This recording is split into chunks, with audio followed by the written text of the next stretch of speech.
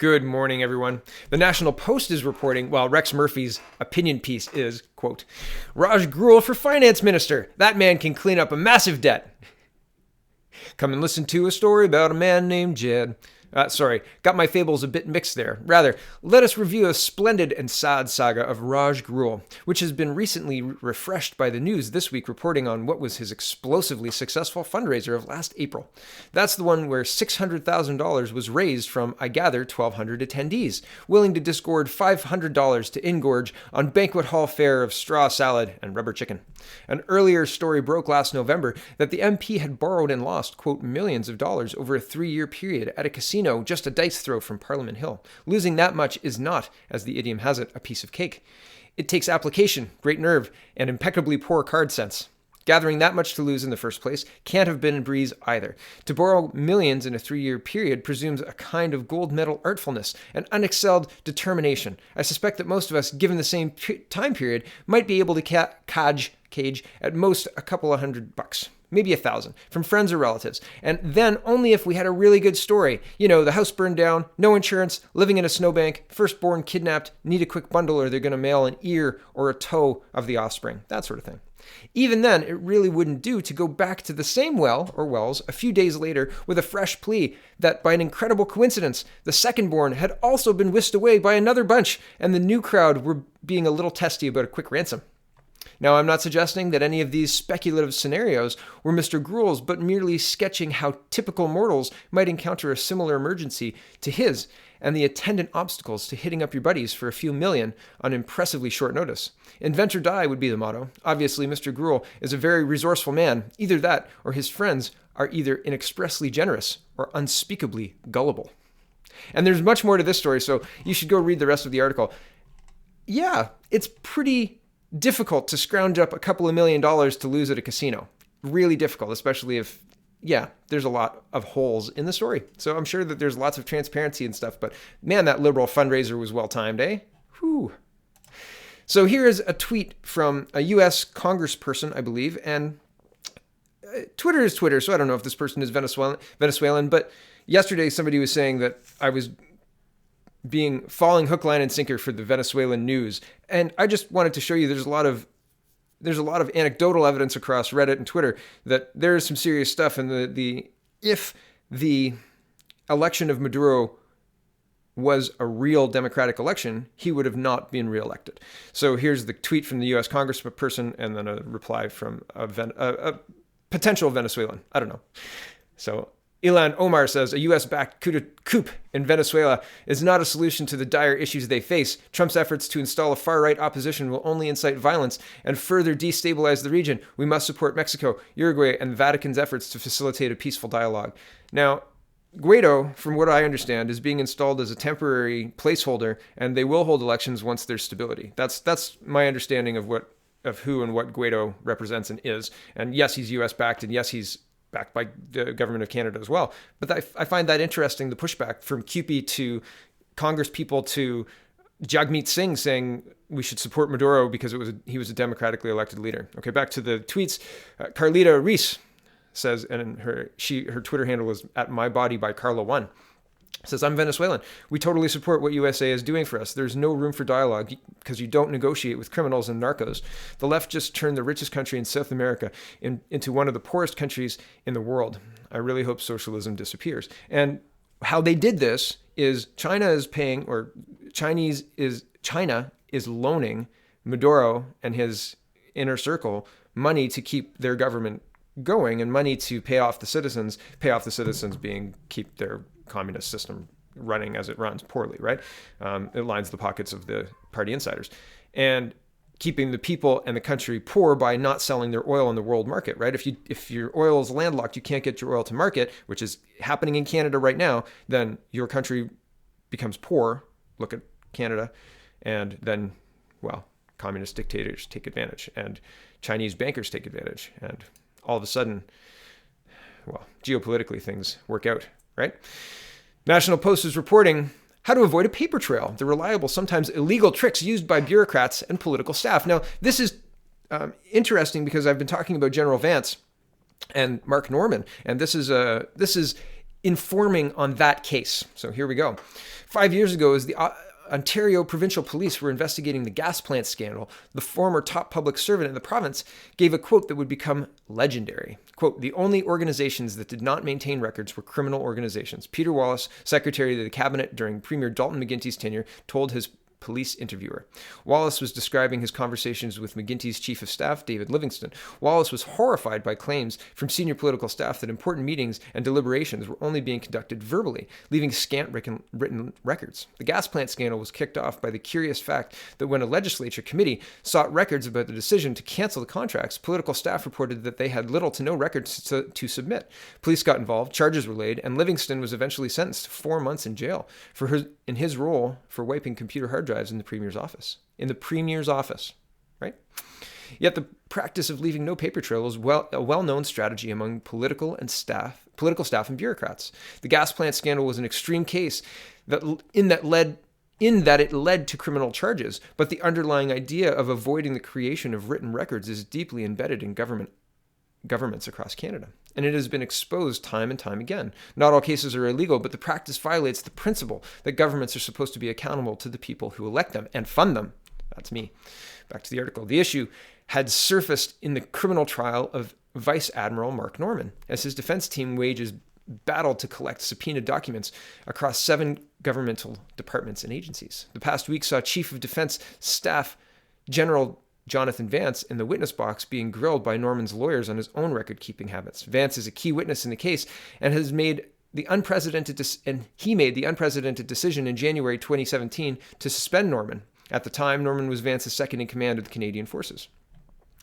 Vance met with RCMP investigators 4 times in the lead up to Norman being charged in March 2018. He also briefed top officials from the Premier's office, spoke with Prime Minister Justin Trudeau himself, and informed Defense Minister Harjit Sajjan about the investigation and his decision to suspend Norman. Yet Vance has no notes or records from any of those meetings, he told Norman's lawyer, Marie Heinen. Quote, "So there isn't a single document or a single note of what transpires, ... There is not a single document that from your end tells us what occurred during those conversations," asked Heinen. Quote, "I have no records," Vance responded. He later told reporters he felt his role in the meetings was straightforward enough that he needed no notes of his own. The court had not yet heard evidence of whether other participants took their own notes. Over the years, a few common themes have emerged over how government officials, bureaucrats, and political staff avoid leaving a paper trail, or when a trail does exist, attempt to block its disclosure. Here are a few of the best-known tactics. They don't write it down. Vance is hardly the first official to say that important discussions took place entirely verbally, leaving no written trace. This is a tried and true tactic with a long history of use within the government, including in the Department of National Defense. Quote, I know from firsthand experience that all senior managers at National Defense are actually aware of the fact that anything they write, whether it's formally or informally in notebooks, is accessible. Colonel Jeff Haswell, former Director of Public Affairs Operations at National Defense Headquarters, testified in the 1996 Somalia inquiry. Some of them have experienced that, and therefore they do practice a policy of not writing down anything they don't wish anyone to have access to.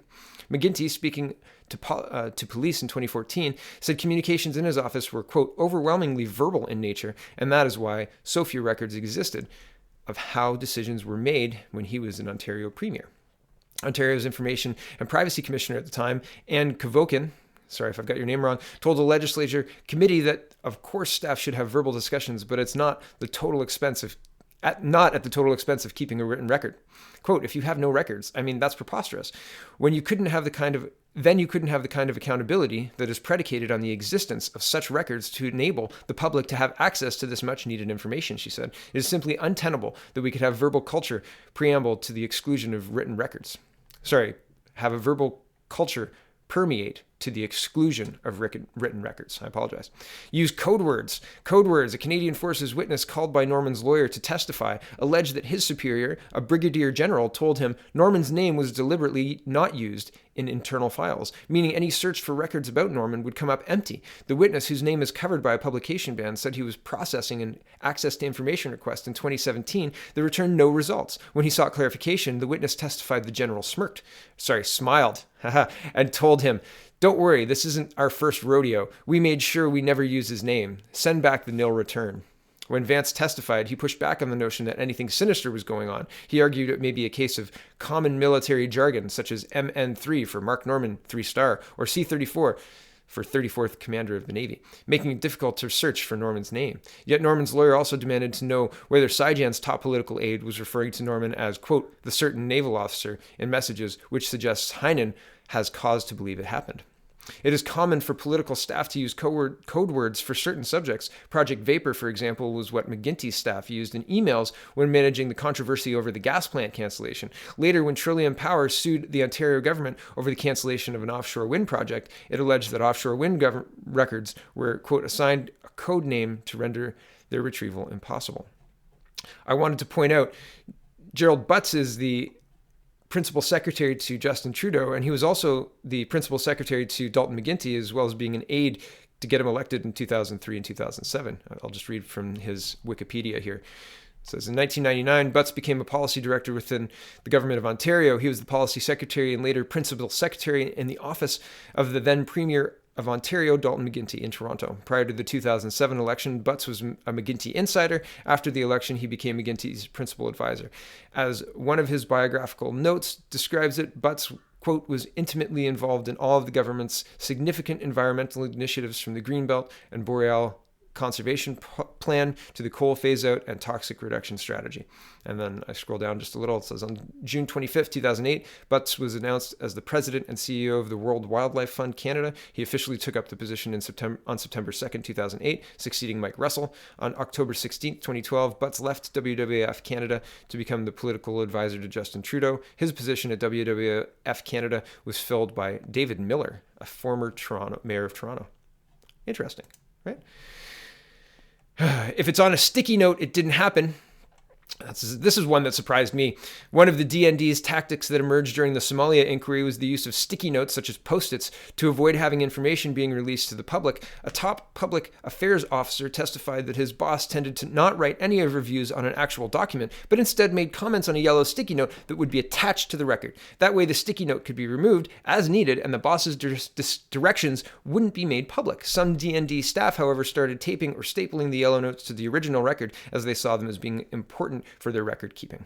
So it's interesting that these tactics, as soon as we put something into place that makes us think there's transparency, so we establish a system like freedom of information requests or something to that effect, and we think there's transparency, and then the system games it and does all of these garbage tactics. And there are more in this article we could go through: destroy files, use your personal phone, refuse to release the documents. Just get the government to quash it. So there's a ton of stuff that they could do. And I'm not going to go through the rest of this document because I have more to get to, but it's interesting that we think there's transparency when there is clearly not. And there are people whose whole job it is to come up with ways to, quote, legally circumvent these systems that we have set up to hold these people specifically to account. It's very, very interesting.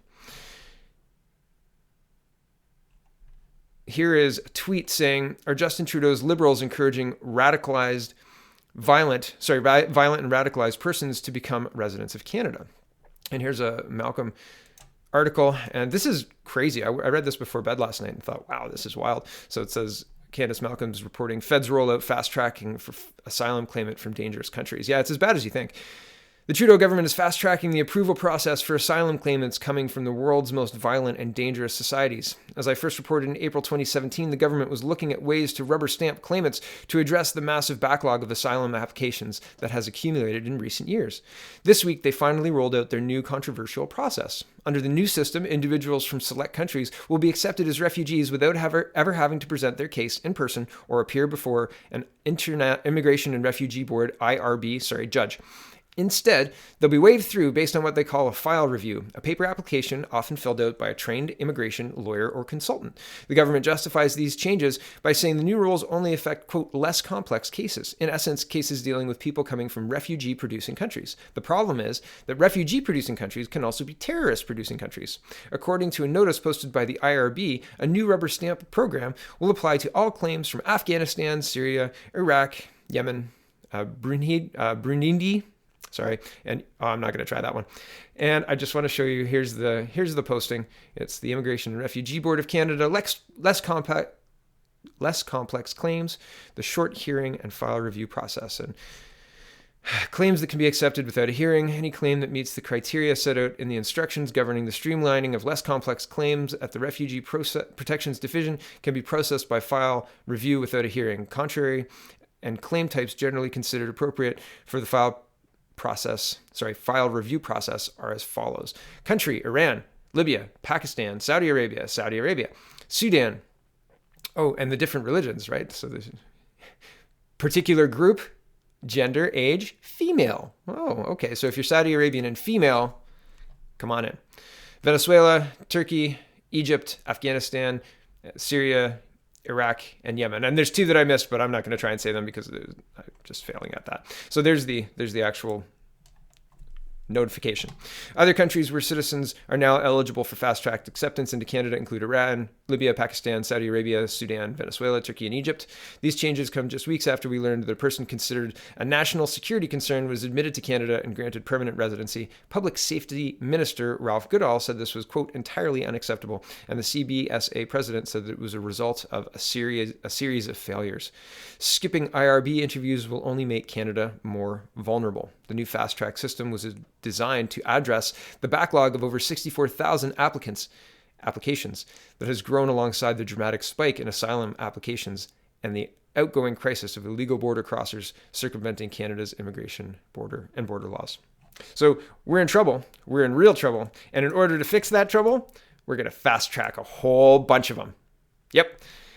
And we're going to publicize the list. So if you say that you're from these places and you say, oh, and also I can't prove who I am or where I'm from because I don't have any ID, well, welcome to Canada. Would you like a hotel in downtown Toronto or Markham? Right? Disgusting. This inept Liberal government has to go. Has to go. Can't wait to October.